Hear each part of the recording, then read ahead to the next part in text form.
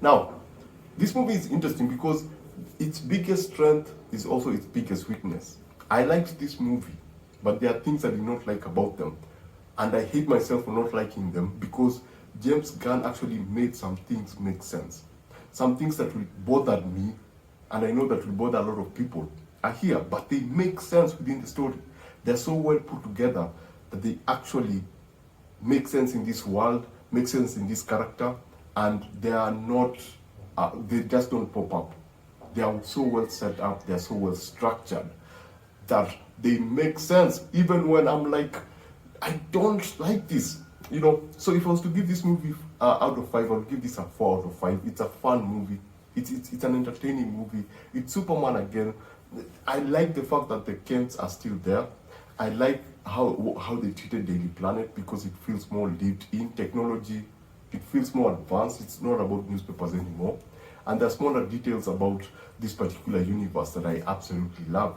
I love what they did with Lex because at the beginning, this movie establishes that this 30 years, 3 weeks, 3 days, 3 hours. So it makes it clear that people already know who Superman is. And so if you have him in this particular world, you'd expect some people to actually study him, to understand him, because now the threat is more than just kryptonite. It's more, you know, we are used to the idea that if you want to defeat Superman, just show him kryptonite and he shall be defeated.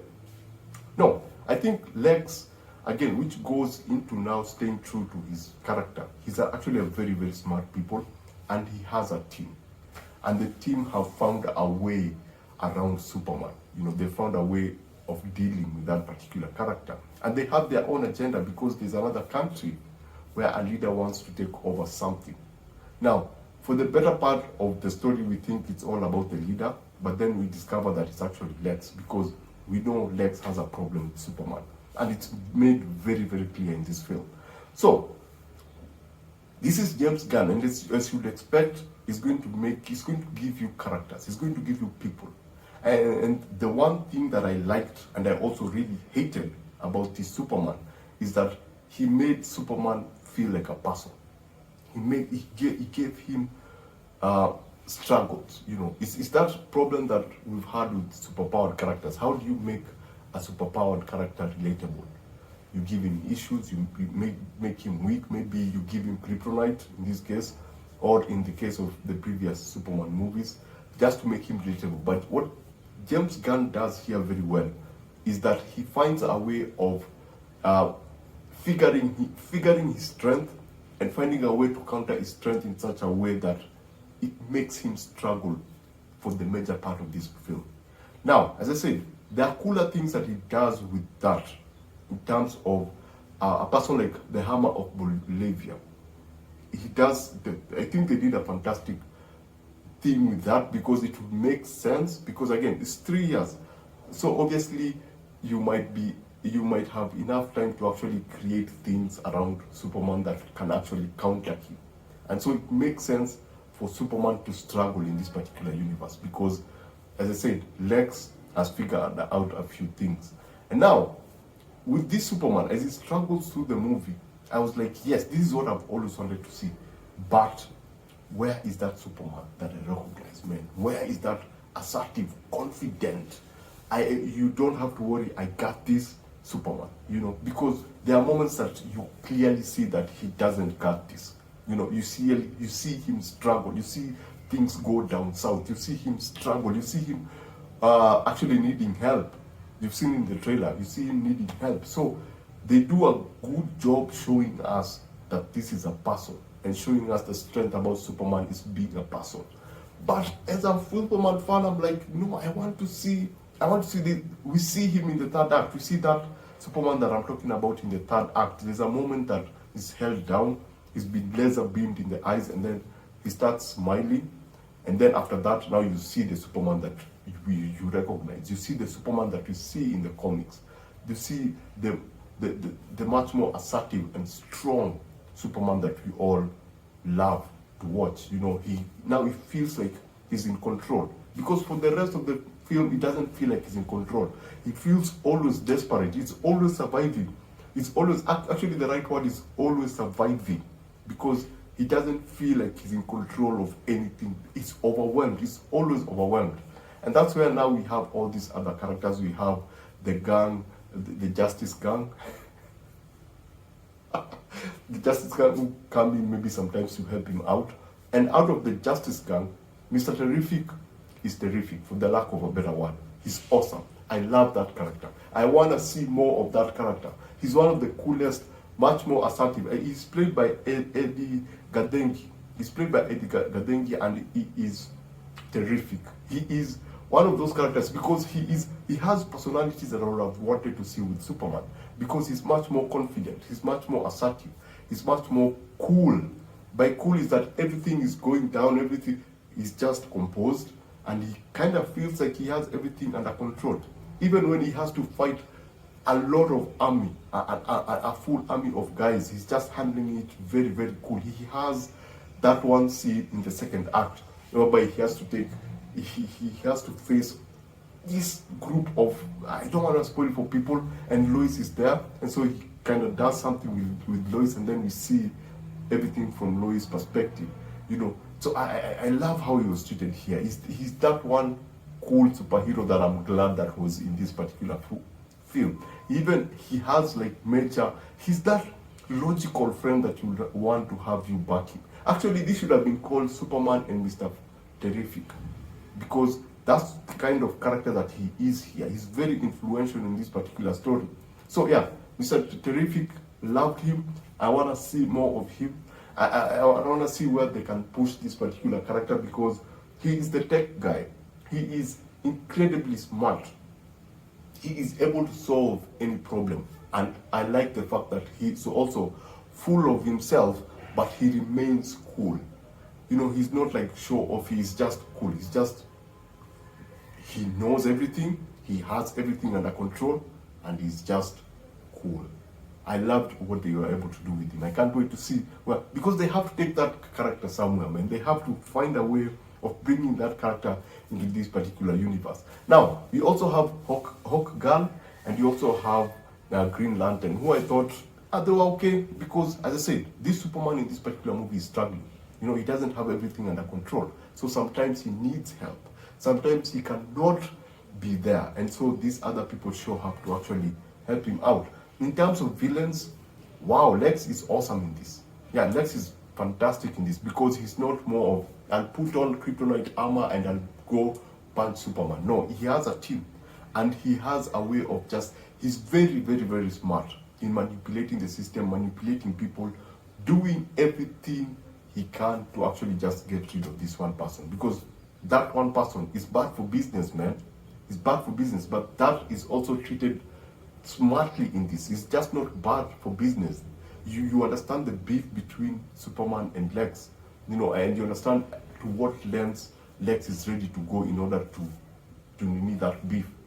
I also like the fact that Lex is given that personality of liking. You kind of get the idea of the kind of person that he is. They do very small things with glass and pencils.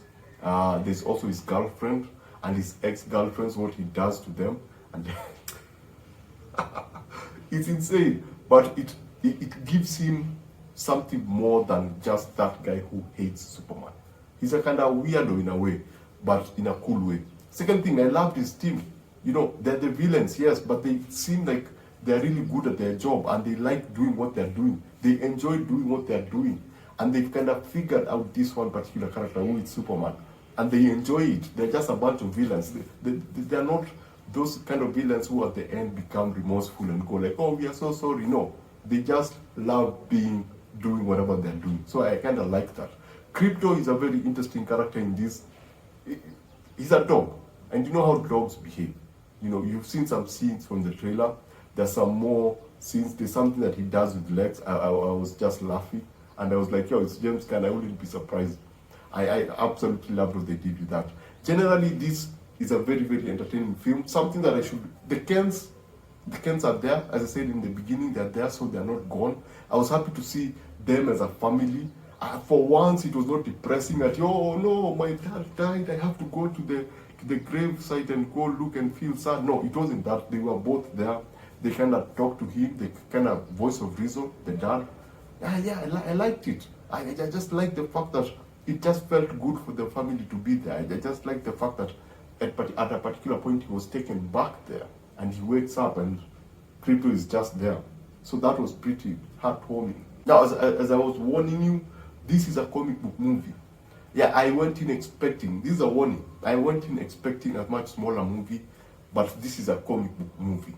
Yeah, there are portals, there are black holes, there are dimensions, and they are handled differently, not in the way that we expect. And they are utilized actually to drive the story forward, but just know that it's a big budget Hollywood movie.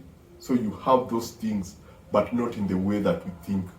They took a totally different direction with it.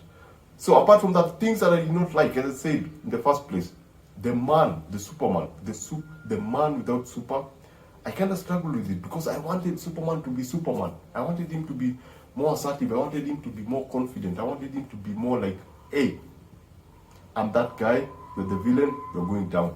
But for the most part, we kind of see him being a person. But that makes a lot of sense. You see him lose control of his emotion, argue with Lois, and the fact that whatever with Lois has been sorted out. You see them argue, and I was like, yeah, that's okay, but give me Superman. I don't know. It's just how James Gunn did it. Because it's James Gunn, he knows how to humanize a character. And somehow, with the humanization of Superman, there's a version of him that I want to see. And you actually get to see that version during the third act. Especially when the Raptors are called and Luthor is there talking, feeling proud, and then he does something. First of all, there's a very good twist, fantastic twist, which again makes sense. So during a particular moment, he smiles. And when he smiles and then does that, I was like, yeah, there you go. That is Superman. That is exactly what I've wanted to see. And they do something very cool with him. We see the logo and stuff. That was pretty cool. And for me, that's the kind of Superman that I wanted to see throughout the movie, rather than this struggling person. The other thing that I struggled with is I thought the movie had so many people. I don't know. It makes sense to have all those people there in this particular world. They all have a role to play. But apart from Mr. Terrific, I don't understand why we needed Green Lantern. Yeah, I don't. Yes, he plays a very big role in a particular scene because I said Superman cannot always be there. I like what they did with. I had a problem with Hawkgirl and Green Lantern because now it kind of feels during that particular moment I thought that Superman would do something in particular, but he doesn't, and so it has to be Green Lantern, it has to be Hawkgirl and someone else because there's another character. You've seen in the trailer, but there's an extra character. And I was like, oh, okay. And then at the end you have Crypto and something else is introduced, which feels like, let me just put it this way. If you were to strip away the universe idea of DC, I think this could have been an interesting film. But because there are things that pop up and you feel like this is interconnected into the DC universe or setting up something, I was like, okay, I would have wished that, I don't know, I just feel like there was just so many, because I can see a Green Lantern movie, I can see a Hawkgirl movie, there's someone who pops up around Crypto at the end with Superman and other characters at the end. There's someone that pops up and we discover that Crypto is something else. He's not something else. Crypto belongs to someone else. And I thought, okay, now you're clearly saying, oh, there's this character in this universe, so we are going to get this. Hawkgirl, as I said, we're going to get that. We're going to get Green Lantern. It's fine, but it feels like that movie was also doing that. It was servicing this universe. And the only character that I would really want to see, apart, I know they've planned, and I trust in James Gunn. I know that he has control over what he's doing. I know that he's good at it. But yeah, after just leaving this movie, I thought, yeah, I want to see a Mr. Terrific movie. I really want to see a Mr. Terrific movie because he is the coolest character in the film. He is the most confident character in the film. He is the most superheroic character in the film because he is the one who's just, as I said, this feels like Superman and Mr. Terrific. But Not saying that it was done poorly, it was done well. Yeah? So, as I said, the world feels kind of crowded if you are looking for just an exclusive Superman story. But I'm not saying that it does not work. James Gunn makes it work. The other thing that I also struggled with now is the comic bookness of it. As I said, I expected a smaller movie, and this goes as a warning. There is dimensions, there are rivers of stuff. There are portals, and you go into other places, and then there are black holes. Some things will come off, and you'll be like, "Oh man, I didn't see this. Whoa, what's happening?" Yeah. So yeah, you should expect that. Now for me, I struggled with it because I was looking forward to a smaller movie, less of Zack Snyder and more of just a much smaller, much more contained film. But this is a huge Hollywood movie. Let me just put it that way. It's a huge third act. You get the world destroying whatever moments, and it feels big, and the stakes are large. They are huge. The stakes are big, and I was like, okay, it's cool, and that's cool. The other small, and this is not a problem. It's just a very, very small thing.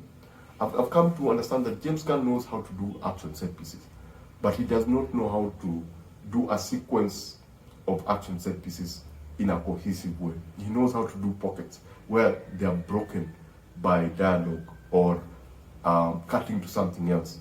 If you remember Man of Steel, the Smallville scene, how Zack Snyder, you have a proper beginning and it leads up to the end. And every action, the next thing is a reaction after that. It just feels so well stitched together, and it feels so cohesive that you can actually lift that as a whole. Like a very cool 20 minutes of action set pieces, an action sequence, and put it aside. But with James Gunn, you have a lot of pockets everywhere. Even in the third act, you have pockets. You have revelation. You've gone up, you've come down. There's a revelation. Lex talks, whatever. These two characters fight a bit. You cut to Mr. Terrific saying something, then you cut to other people in a particular car, the Daily Planet in a particular vehicle. Then you go back into them fighting. He does that very well. There are a lot of pockets of action set pieces that are divided by dialogue, rather than doing that Zack Snyder thing, which is having one long stitched action sequence.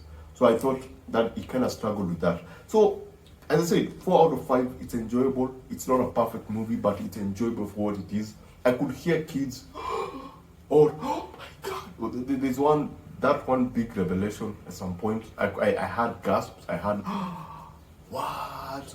And it made a lot of sense, according to the movie, because Lex is smart. So, is it a movie that I would recommend? Is it, because I saw someone say, oh, the movie is woke. It's not a woke movie. Mr. Terrific makes sense. Every character who is here makes a lot of sense. Maybe you could say that with Hawk Girl and that particular last moment, what she does. And I was like, no, that moment is supposed to tell us something about Superman, because as that person, whatever happens to him, he kind of says something about Superman, and it gives you about this version, it gives you an idea about this version of Superman. So yeah, it's not woke, it's very, very entertaining, it's very well paced. Yeah, you may have a problem with where they take this version of Superman, but by the time you get to the third act, you'll start to enjoy yourself. The only question that I had, because it's something that happens, so if that something is happening, does it mean that a Batman knows what's going on? Because that's not something that can be ignored. Whatever happened is not something that can be ignored. So does that mean that Batman, I wish they would have just given us something. Does it mean that Batman actually saw it, because there's no way he could have missed it? Anyway, basically that's it. Remember to always watch what you enjoy, and enjoy what you watch. I shall see you on the next one. Adios. Go see the movie. It's worth it.